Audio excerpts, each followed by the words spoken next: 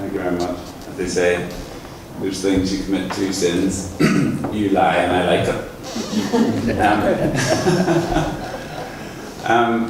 First of all, thank you very, very much for inviting me here. I feel entirely inadequate to speak to you on this topic. My experience is largely here, although I have done things outside of here. But so I will speak a little bit from that experiential place rather than try to speak too much at you, because what I'm extremely aware of is that while we talk of this thing, peace isn't it is in fact a reality in different relationships, and has to be made real for people in their own circumstances. So I can only speak to this in a sense from what I know, and so I offer this to you without much filtering. The other thing I want to say was, even the title of this conference is gigantic. It's really gigantic. Ethical leadership amid global crisis, global peace leadership. All these ideas are so absolutely urgent and yet so absolutely enormous. So this is really only the tiniest little snapshot into that. So forgive me if I miss stuff out or if I only go so far. So some reflections on the topic, and we were given some guiding questions, so I've tried to use some of the guiding questions just to shape what I want to say today, and I'll try and keep it to 15 minutes, which is its own achievement. We are living in a time of really gigantic change, really huge change, and it is invading also even places that once weren't invaded, like Western Europe. It's becoming part of our everyday life now. The global economic framework has linked us all together in a quite dramatic way now. The politics of the world move around on a really daily basis. Much of what happens elsewhere, which seemed to be very distant before, now has direct relevance here, and vice versa. The technology that we use and the transport links that we have means that we can be in these rooms and back home again within a day, and we can know about what's going on by pressing buttons from this room. And so the sense of distance, the sense that we now engage together in the same issues at some level or other, and what happens to you and what happens to me matters, has really dramatically increased. And that sense that we now have to live with and for each other, the question of a shared future, which was at the core of this debate, is no longer a luxury. It's actually our reality. The only question is, what kind of shared future are we going to have? What is the quality, what is the content of that shared future? And that automatically asks the question of ethics. What is what are the things that make for living in a shared future is that we do not include each other. The basis of the ethical, in my view, is that it is about a future with the other. We were asked once, what does it actually mean? What does it come down to? It simply means a future with the other. And that is easily said, but it is not, and it's not something which we will win once. It is something which we have to learn how to do as we meet each other as other all the time, every day, in every new way. So I suppose my first starting point is, this has moved from being a kind of a soft end discussion. I once went to a talk which was given by the head of the Northern Ireland Civil Service, and he talked about working for peace in Northern Ireland, called community relations. He said, this is the cucumber sandwiches of public policy, by which he meant it was very soft, it was something nice that you do, it was just chats. And if you're called soft by a policymaker, be very, very careful, because the word soft means that you're about to disappear out the door on the back of irrelevance. Because we're only interested in hard things. And I want to suggest to you that the real issue here is, it's not a question of hard and soft. It's a question of hard and harder. These things are much harder because there's no recipe, there's nothing in the book, and actually we are all responsible for whether a shared future is anything other than a slogan, in how we behave, in what we do, in how we interact with one another. And it doesn't actually, until we all take that responsibility, it actually is only talk. It is only talk. So having said that, I think we are very challenged in the shared context. Really in Europe certainly, and in the political model that we have had, we understood liberation and freedom as meaning self-determination, the right to do what I decide. What a shared future says is that we're going to have to find a way to be who we are, in a context also of enabling the other to find what they can be. And that freedom has something to do with not just self-determination, but it's something to do with my finding my place in my relationships also with you and you with me. And that's much harder, because you don't just go from I want this and I get this. You go from I want this, you want this, and how do we in any way make it possible for us to have something which is tolerable between us? So self and other. It's not that we don't have to find our own space, it is how we will have to find our freedom, with self and other. And I want to suggest to you that, again, it's not an optional extra anymore. The global politics, which is simply about I want what I want, will take us exactly where we are now heading. And I suppose if I was really to say to you why this matters is the technology that we now have is rendering very, very quickly war as an unviable concept. Don't find the right word. It is simply that we cannot afford to have the wars that we want to have if we want to have any kind of future at all. So to turn to my slogan, which I used to use before, it really is shared future or scared future. So you can choose. Questions you were asked were about identity conflicts, and I think this issue about identity is quite interesting. In English, the word identity is drawn from the same root as the word identical. It means the same as. It means I define myself by some characteristic, by something which matters. And the consequence for that is that at some level or other, and we've lived through this quite a lot, if anything changes in the way you talk about the thing with which I identify, it also affects me.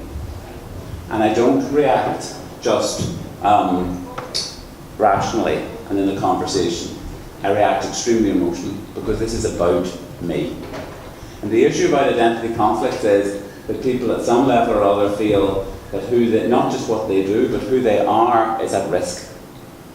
And somewhere along the line, we have conflicts emerging in the world now, which a lot of people are saying, either my identity is now at risk, or unless I assert myself, I will disappear. And these kind of conflicts have now become something which justify, because it is about my being, there is almost no limit to what they allow. They give permission almost for us to go as far as we need to go. One of the consequences of an identity conflict here is that it very quickly becomes not just us and them. I want to suggest to you that us and them is too simple. Us and them can be done with distance. You live here, I live there, that's okay. We're us, they're them. As I tried to suggest to you, the modern world is making that more and more difficult. More and more difficult to find territorial separation as the way we're going to live together. So I want to suggest that for a start off. And number two, that it's not us and them, it's when it moves from us and them to friend or foe that we have a difficulty. When it becomes friend or foe, if I have to find out, it's not just that you're different to me, it is that you're actually my enemy, or you're certainly out to try to destroy me. And now I must go into the world, and I have to meet other people, not as just different, but as somebody who is a threat, or somebody who's not a threat to me. And so the question of friend or foe starts to allow me to divide between those people who I do accept and those people who I don't accept. Those people for whom I need to protect myself, those people from whom I don't protect myself. those people whom I might have to use violence and force, those people who I use violence and force on their behalf. And all of a sudden, what was once a discussion about diversity and niceness, and it was all soft, has turned into a conversation about, I cannot continue if you continue being who you are. And once friend and foe comes into this, the word equality, all this discussion about equality actually becomes extremely difficult. The bottom line is, most people don't want to be equal with their enemies. They want to beat them. Speaking for myself. Speaking for myself. And the problem with that is that while we may know that the answer is equality, getting to equality with people who you don't trust is almost impossible. Because there's always lots of people behind you going, you trusted those people? Are you stupid? I don't want trust. I want you to build a wall between me and them. I want you to build a high security fence. I want you to be able to defend me against this. And in our global world, one of the paradoxes is, the more we are mixing, the more we seem to be reverting to identity conflicts. And that is a really significant issue for us all. So the big question now is, how do we alert ourselves when we find ourselves talking about others in terms of friends and foes? And how do we, once we do so, acknowledge that it isn't just them who did the violence to us, it is we who did the violence to them. And that's extremely difficult because mostly, if it's my enemy, I think I was fully justified in using this violence against you. So the huge difficulty we are going to have to face is, how do we learn to hear who we are in the face of other people? That we're not the good people we thought we were. How do we have those conversations with each other? And in the context of a society where there's been violence, where none of this is fantasized, a lot of it is evidenced, and you can find people who are suffering still and will suffer in the future as a result from it. How do we make it possible for people to make a platform that they might be able to take some steps to move forward? So you see, I'm moving towards a kind of an idea which is ethical, that peacemaking is not just the absence of violence. That may be an absolutely essential part of what we have to do, stop the killing. And real peacemaking is about establishing real relationships. And that is much, much more difficult. And so if you ask me, what is peacemaking? I would say to you, there is something which is about treaties, there is something which is about politics, there is something which is about international regulation, which is absolutely critical. So don't mishear me. And at the other side, I want to say to you that the really hard bit is, what are the steps we have to make for real relationships? And that actually is the challenge that turns out to be more difficult. In Northern Ireland, we signed a peace accord of some sort about 18 years ago. The really hard part of the peace process wasn't signing the paper. It has been about how at all do we make a relationship, a future, a shared future, with the very people who we have been most in the deepest relationship of enmity. Because that's the future we're being offered. And we who are trying to make that have to say that this is a better future than getting rid of the people who've caused you this problem all these times. And I have to say that it operates not as a simple magic moment, but as that peace is made, the possibility of a shared future is made in the face of relationships which were shaped by the opposite. And so it's not as straightforward, it's all over, and now we can all be friends again. It is, we live with the very complex ambiguity of the hope of the future with the reality that it's very difficult for me to trust you. I only have about 2 more minutes, so I want to just complete some of the issues that we were answering. I have to say the biggest problem is that most of us want justice, but it's sometimes quite difficult to distinguish that from just us. In other words, if I have the conviction, and sometimes it's very well grounded conviction, and sometimes it's totally grounded conviction, but nevertheless, that the other is responsible for my misery, then peace, somebody who says, make peace with that person, can very easily be accused of injustice. How dare you ask me to make peace with those people who've done all those things for us?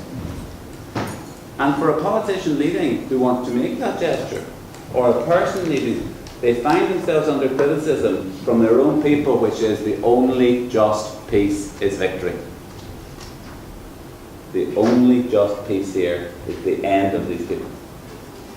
And we have, somehow or other, at least in the offer of what the future is, to break that circle. I do want to finish with one thing about where we might look. My history in this, I suppose, my personal history in this, and I was asked about this, is of trying to explore what this looks like. I have to say, I think leadership in this, if I was honest with you, where I would look for it is three particular places. First of all, I think it is in public life. I think it is in politics. I think it is about how power and violence is organised and what are the rules. There has to be a framework within which we can hold each other to account. There is political leadership and huge political leadership in choosing to uphold and protect the rules which protect everybody, rather than simply supporting our own team. But I have to say to you, it is hugely pressured, it's very important, but it might not always be possible. And we have to be able to do something about peace which doesn't entirely and only rely on politics. Because politics, simply doing that, creates a framework, but it is not enough. The second one, I think, is peace is a new country. If you've spent years at war, you do not know, in your culture you do know how to organise to oppose people, but you may not know how to organise to be with people. So the task, in my experience, is that we have to learn. Peace building has not just a political function, but a learning function. We have to figure out how you do things differently to what you did before.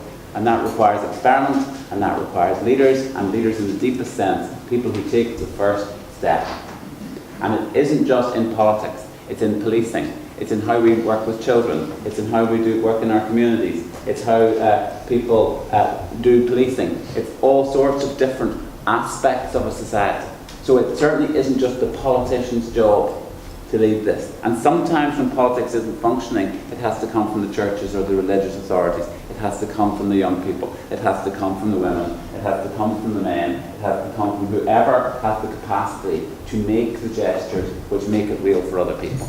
And then finally, I think, if I'm very honest with you, if it's about politics, if it's about learning and telling a new story, actually, and this is where the ethical stuff comes out, peace in the end has to be shown, not just talked about. It's show, not tell. The convincing element of peace is somebody who makes a gesture which is, you expect me to be your enemy, and here is a hand.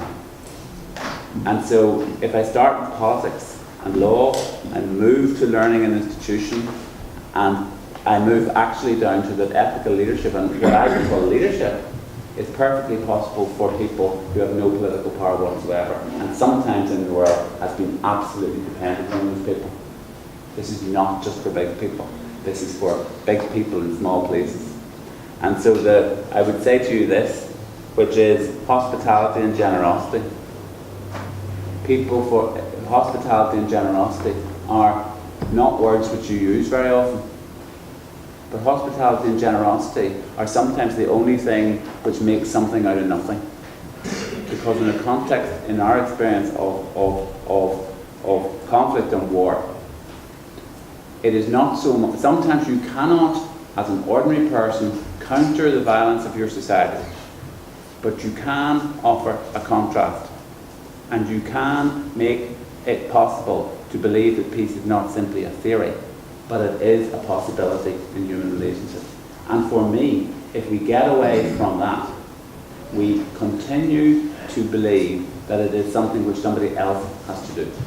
So I would suggest to you this, that if we are talking about around identity conflicts, we have to work in politics and law, we have to work in institutions and how we learn, and we have to make that part of our culture, and we have to talk about how, or we have to think about and be constantly reminded and constantly tell stories of people who were surprisingly generous and surprisingly hospitable and made peace feel like a human reality which was worth achieving, in which justice was already encapsulated. Thank you very much.